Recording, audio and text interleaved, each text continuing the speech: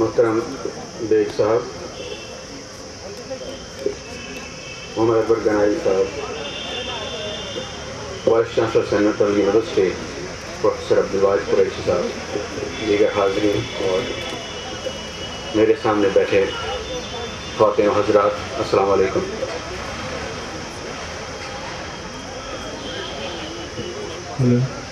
بکرہا کٲشِر پٲٹھۍ کَتھ، مگر یِمہٕ کَتھٕ چھِ واریاہ دوٗر تام واتان، پَتہٕ چھُ ترجمہٕ کران کانٛہہ کران پنٛنہِ حِسابہٕ مجبوٗر، تِکیٛازِ ییٚتہِ چھِ بوزن وٲلۍ سٲری کٲشِر وۄنۍ، سارنٕے کٲشِر فِکر کران۔ بہٕ چھُس کینٛہہ نادٲنی ہٕنٛزٕ کَتھٕ کرن وول یِم مےٚ مجبوٗرن پٮ۪ٹھ اردوٗ پٲٹھۍ کرنہِ۔ یہاں جو مقرر حضرات اس کا اس ٹاپک تک آئے، انہوں نے دانائی کے موتی بکھیر دیے، لیکن میں افورڈ کر سکتا ہوں نادانی کی کچھ باتیں کرنا، کیونکہ میں سیاست کے مقصد میں ابھی طفل ہی ہوں۔ بچپن میں انسان غلطیاں کرے، نادانیاں کرے، اسے معاف کیا جاتا ہے۔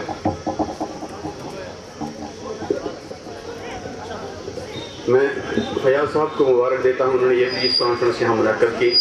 یہاں امن کی بہت ساری باتیں ہوئیں، امن کی کتنی اہمیت ہے، لیکن امن اس وقت تک قائم نہیں ہو سکتا جب تک انصاف نہ ہو۔ بدقسمتی سے جموں و کشمیر انصاف کے لیے چلا رہا ہے پچھلی تقریباً 1 صدی سے، بلکہ اس وقت سے جب پہلی بار مغل فوجیں یہاں وارد ہوئی تھیں اور انہوں نے چھل کپٹ سے، دھوکے سے کشمیر کو زیر کر لیا تھا۔ 1947 میں جب برصغیر آزاد ہوا، 2 آزاد مملکتیں وجود میں آئی، یہاں جو پرنس اسٹیٹس تھیں انہیں یہ اختیار تھا کہ وہ اپنی مرضی سے دونوں میں سے جس کسی کے ساتھ الحاق کرنا چاہیں تو کر لیں۔ ہمارے لیڈر شیر کشمیر شیخ محمد عبداللہ نے ہمارا رشتہ ہندوستان کے ساتھ جوڑا۔ ان کی دانش میں ہمارے لیے بہتر راستہ یہی تھا۔ بہت سارے لوگوں نے ان کے ساتھ اختلاف کیا، لیکن بہت کم لوگوں نے اختلاف کا اظہار کیا۔ حالات یقیناً ان کے فیصلے کو انتہائی دانشمندانہ قرار دیتے اگر 1953 میں جمہوریت پر ایک شب خون نہ مارا گیا ہوتا۔ ہندوستان ایک جمہوری ملک ہے، اس میں کوئی شک نہیں ہے، لیکن بدقسمتی سے یہ جمہوریت لکھن پور سے، یعنی مادھو پور سے لکھن پور کی طرف نہیں آتی۔ جب کشمیر کی بات ہو تو ہندوستان میں بڑے دل والے بھی چھوٹے دل والے بن جاتے ہیں، شیر بھی چوہے بن جاتے ہیں۔ 1953 میں ایک غلطی ہوئی اور اس کے بعد یہ غلطیاں دہرائی جاتی رہیں۔ ایک غلطی پر پردہ ڈالنے کے لیے 10 غلطیاں ہوتی رہیں۔ آج ریکنسیلیشن کی بات ہو رہی ہے۔ پیس اور ریکنسیلیشن اس وقت تک نہیں آ سکتے جب تک انصاف نہ ہو۔ کشمیری عوام کو بہت ساری شکایتیں ہیں ناانصافیوں کے بارے میں۔ میں مانتا ہوں کہ یہ ساری شکایتیں صحیح نہیں ہوں گی، یہ ساری حقیقی نہیں ہوں گی، کچھ شکایتیں مفروضوں شکوک کی بنیاد پر ہوں گی، لیکن حکومت کا اور خاص طور پر دہلی کا فرض بنتا ہے کہ تمام شکایتوں کا ازالہ کرے، وہ حقیقی ہوں یا مفروضوں کی بنیاد پہ ہوں، وہ ریئل ہوں یا پرسیوڈ ہوں۔ اور جب تک ان شکایات کا ازالہ نہیں ہوتا، صحیح امن قائم نہیں ہو سکتا۔ ایک لل آ سکتا ہے، ایک خاموشی آ سکتی ہے، صحیح امن ہم سے دور ہوتا رہے گا۔ 1947 سے ہی مذاکرات کا ایک سلسلہ شروع ہوا، ایک عارضی الحاق ہوا تھا، اسے مستقل بنانے کے لیے باتیں ہوتی رہیں۔ ہندوستان یعنی باقی ملک کے ساتھ اس ریاست کے رشتوں کو ایک آئینی شکل دینے کے لیے ریاستی قیادت اور مرکزی قیادت کے درمیان باتیں ہوتے رہیں، لیکن 1953 میں مرکز نے پورا عدم اعتماد ظاہر کیا ہماری قیادت پر اور ایک شب خون مارا گیا جمہوریت پر، جس کے نتیجے ہم آج تک بھگت رہے ہیں۔ شکوک کی جو بنیاد پڑی، بد اعتمادی کا جو سلسلہ شروع ہوا، اسے دور کرنے کے لیے ٹھوس اور دیانت دارانہ کوششیں نہیں کی جاتی ہیں، طفل تسلیاں دی جاتی ہیں، کبھی یہ کہا جاتا ہے کہ آسمان حد ہے، آپ کچھ بھی مانگیے.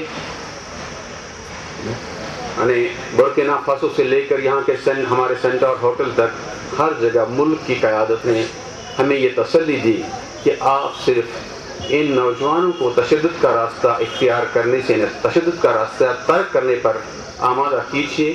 بات چیت کریں گے اور علیحدگی سے کم جو بھی جموں کشمیر کے عوام مانگنا چاہیں وہ انہیں ملے گا. توقعات یعنی ایکسپیکٹیشن بڑھائی گئی. ایکسپیکٹیشن بڑھانے کے بعد جب بھی کبھی بات چیت کا سلسلہ نکلا تو اس کا نتیجہ بہت مایوس کن تھا. 22 سال جموں کشمیر کی اصل حقیقی قیادت زندانوں میں رہی، اور جب مرکزی حکومت کو اس بات کا اعتراف ہوا، انہوں نے ایکارڈ ایک کیا.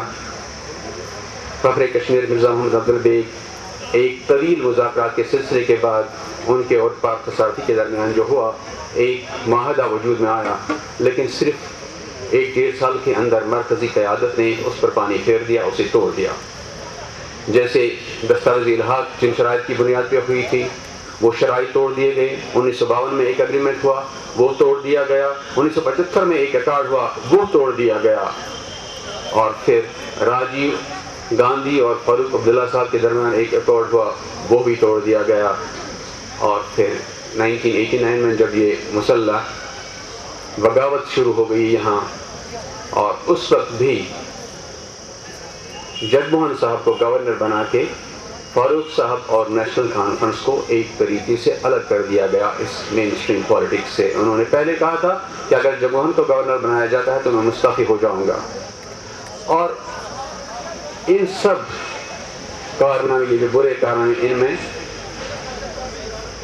ایک شخص کا ہاتھ تھا. میں 53 کی بات نہیں کروں، لیکن 53 کے بعد ایکارڈ توڑنے میں راجی فاروق، ایکارڈ جو دوسرا اس کو توڑنے میں، اور پھر گورنر کو یہاں مسلط کرنے میں ایک شخص کا ہاتھ تھا، جو آج کل وہی پلیٹ فارم، وہی پلان اور وہی نعرہ بلند کر رہا ہے، وہی نعرہ بلند کرنے کی کوشش کر رہا ہے جو 22 سال تک مہاتما راج شماری کی قیادت بلند کرتی رہی.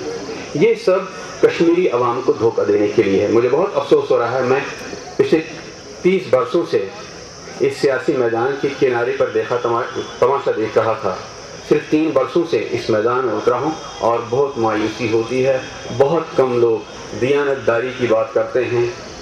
ہر ایک چاہتا ہے کہ اسٹیٹس کو میں اپنا فائدہ حاصل کرے، اپنا کوئی غرض حاصل کرنے کی کوشش کرے، اور کہیں سے بھی دیانت دارانہ کوشش نہیں ہوتی ہے مسئلہ حل کرنے کی.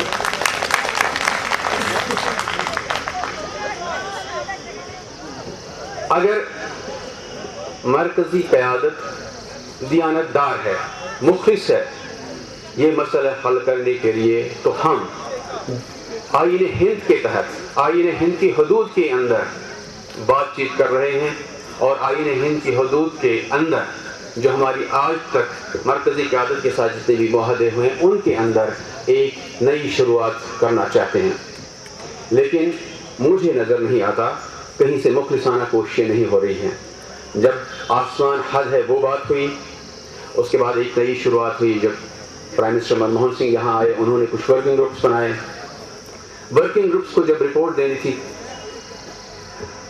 جو ورکنگ گروپس ہمارے لیے سیاسی طور سے کم اہمیت کے تھے انہوں نے مرکزی سرکار کو پیش کیے رپورٹس، اور جس سرکار نے ورکنگ گروپس منظم کیے تھے، قائم کیے تھے، اسی سرکار کو پیش ہونے بھی چاہیے تھے، اور اسی سرکار وہ ورکنگ گروپس کی تجاویز پر غور کرنا ہے اور ان کو عمل میں لانا ہے.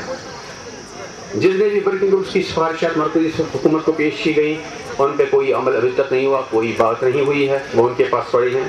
اور جو سب سے اہم ہمارے لیے ورکنگ گروپ تھا، جو سیاسی طور پر ریاست اور مرکز کے تعلقات پر نظر ثانی کرنے کے لیے قائم کیا گیا تھا، اس کی رپورٹ مجھے معلوم نہیں کیوں ریاستی سرکار کو پیش کی گئی. یہ سب اگر عام کشمیری کو یہ لگے کہ یہ سب وقت ڈالنے کی باتیں ہیں تو اس کی کوئی خطا نہیں، کوئی خطا نہیں. آج 2 سال سے انٹرلاکیٹرز تقریباً 1.5 سال کا عرصہ بات کر رہے ہیں، اور انہوں نے جو رپورٹ پیش کی، اگر وہ پہلے ہی کہتے کہ ہماری ٹرمز آف ریفرنس کیا ہیں، ہم کس حد تک جا سکتے ہیں، تو توقعات لوگوں میں پیدا نہیں ہوتی. لوگوں کے اندر انہوں نے جو انڈیویجول ملاقاتیں کی, جو انڈیویجول مذاکرے کیے, جو وہ پلوامہ آئے, اننت ناگ آئے, قاضی گنج بھی گئے, کئی گاؤں میں بھی گئے, ساؤتھ کشمیر میں گئے, بہت سارے لوگوں کے ساتھ بات کی, وہاں انہوں نے بہت ساری امیدیں پیدا کر دی. اور جس دن رپورٹ پیش ہونی تھی اس دن بھی اخباروں میں جو قیاس آرائیاں ہوئی, رپورٹ ان کے بالکل برعکس تھی. اس رپورٹ کو اگر لوگوں نے مایوس کن قرار دیا ہے تو میرے خیال میں کوئی غلطی نہیں کی. ہمیں توقع نہیں تھی کہ اتنے بڑے مسئلے کو, جس کے بارے میں وزیر اعظم بھی کہتے ہیں کہ اس مسئلے کو جواہر لال نہرو حل نہیں کر سکے, مسز گاندھی حل نہیں کر سکے, اسے 3 انٹرلاکیوٹرز کیسے حل کر پاتے, جو میری طرح سرکاری ملازم تھے, جس طرح میں 3 سال پہلے تک تھا. آج بھی اگر دیانتداری کے ساتھ کوششیں کی جائیں, میں سب سے پہلے یہاں سے اپیل کروں گا سعید علی گیلانی صاحب کو کہ وہ ایبچور کریں وائلنس, وہ تو خود, لیکن ابھی تک ان کی طرف سے حمایت حاصل ہے وائلنس کو. اس وائلنس سے کوئی فائدہ نہیں ہوا, سب سے زیادہ نقصان ہوا ان لوگوں کی جن کی وہ وکالت کرنے کا دعویٰ کرتے ہیں, جن کی وکالت کا دعویٰ بندوق والے کرتے ہیں. ان کی بندوق سے انہی کو سب سے زیادہ نقصان پہنچا ہے اور انہیں یہ تسلیم کرنا چاہیے. سیاسی عقائد میں, بلیفس میں اختلافات ہو سکتے ہیں, لیکن ریاضی میں, میتھمیٹکس میں کوئی اختلاف نہیں. 2 اور 2 4 ہیں, میرے لیے بھی, سعید علی گیلانی صاحب کے لیے بھی, یہودی کے لیے بھی, کرسچن کے لیے بھی, ہندو کے لیے بھی اور مسلمان کے لیے, وہاں کوئی فرق نہیں. اور حساب کتاب جو ہے, یہ ریاضی جو ہے, یہ صاف ظاہر کرتی ہے کہ اس 20 سال کے دوران سب سے زیادہ تباہی ہوئی ہے جموں و کشمیر کے مسلمان کی. سب سے زیادہ جموں و کشمیر کے مسلمان مرے ہیں. اور یہ وہی نہیں ہیں جو آزادی چاہتے تھے. ہندوستان کے لیے, ملک کی سالمیت کے لیے, ترنگا یہاں بلند رکھنے کے لیے باقی مذاہب کے ماننے والوں کے مقابلے میں کئی گنا زیادہ, 10 20 30 گنا زیادہ لوگ یہاں مارے گئے. اور اس بات کا اعتراف کرنا چاہیے ملک کی قیادت کو, اس بات کا اعتراف کرنا چاہیے ان لوگوں کو جنہوں نے بندوق کا ساتھ دیا تھا. اور وقت آ گیا ہے کہ وہ اعلان کریں کہ بندوق سے ہمارا نقصان ہوا. بندوق ہر ایک کو چھوڑنی چاہیے, اور جس کے ہاتھ میں بندوق ہے وہ شاید کشمیریوں کا وفادار نہیں ہے, کشمیریوں کا حمایتی نہیں ہے.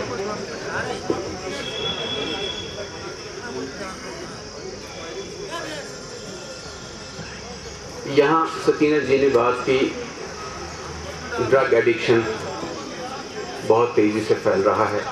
اتنا ہی نہیں, سماجی بے روی اس حد تک ہے کہ سانس گھٹن, بہت زیادہ گھٹن محسوس ہوتی ہے.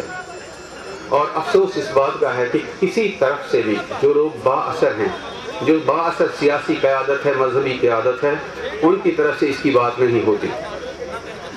کشمیر ایک آتش فشاں کے دہانے پر کھڑا ہے. کشمیر کی ہم بات کرتے ہیں تو ہمارا سب سے بڑا ورثہ یہ ہے کہ ہم کہتے ہیں کہ رشوت, لیکن یہ رشوت انتہائی تباہ کن موڑ پر آ چکی ہے. ہمارا سماجی تانا بانا بکھرتا جا رہا ہے. اخلاقی بے روی اور یہ منشیات کی وبا اس حد تک سرایت کر گئی ہے. غالباً جیسے چین کے بارے میں کہا جاتا تھا وہ سارا چین افیمچی تھا, وہی حالت ہو رہی ہے. اور اس کی طرف عام لوگوں کو بھی اپنے گھر میں دھیان دینا چاہیے. باپ کو معلوم نہیں ہے کہ اس کا بیٹا کیا کر رہا ہے, اور بیٹے کو معلوم نہیں اس کا باپ کر رہا ہے. انفرادی طور پر اپنے گھر میں, اور پھر میں اپیل کروں گا سیاسی قیادت سے, چاہے وہ مین اسٹریم سیاسی قیادت ہو یا انتہا پسند سیاسی قیادت ہو, کہ اس کی طرف بھی توجہ دیں. خوابوں کے تعاقب میں کو حقائق سے دور نہ ہو جائیں. اور حقائق یہ ہے کہ ہم تعلیمی لحاظ سے, سماجی لحاظ سے, اخلاقی لحاظ سے انحطاط کی طرف جا رہے ہیں, زوال کی طرف جا رہے ہیں. اور اس کی طرف توجہ دینے کی, سب سے اولین توجہ دینے کی ضرورت ہے. انہی الفاظ کے ساتھ میں آپ سب کا شکر گزار ہوں کہ آپ نے میری بات سنی. بہت بہت شکریہ.